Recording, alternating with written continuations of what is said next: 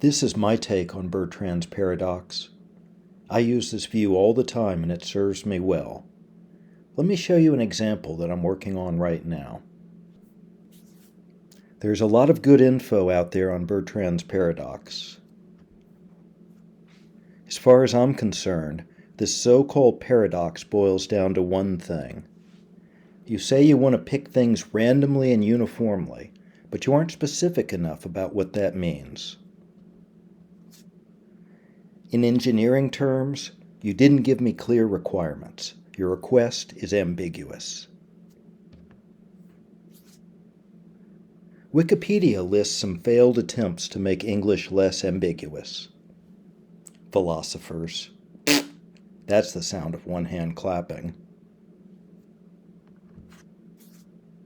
My solution is always the same. If there isn't already a picture, draw one. The probability should always correspond to a length, area, or volume. You might not be right, but you've created clarity. You can take that back to your customer or teacher and ask if you interpreted the instructions correctly. In this paper, I want to say, pick any direction in 3D space. But that might be ambiguous or confusing. So I'm representing the directions with the surface area of a sphere. I could say that every point on the sphere is just as likely to be facing the detector. You almost certainly know what I mean.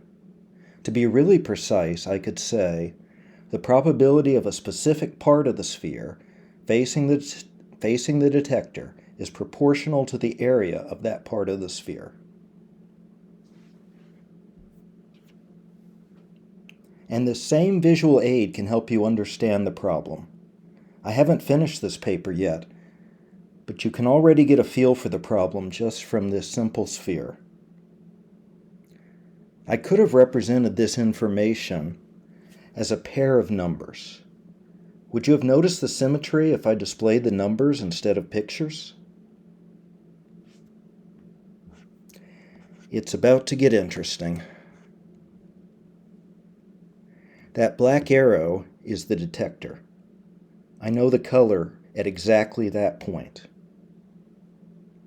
Even before you look up the formulas, you know what's going on. The closer the point is to the detector, the more likely it is to have the same color.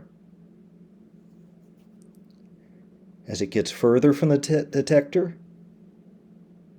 it's probably going to have the exact opposite color as you see at the detector.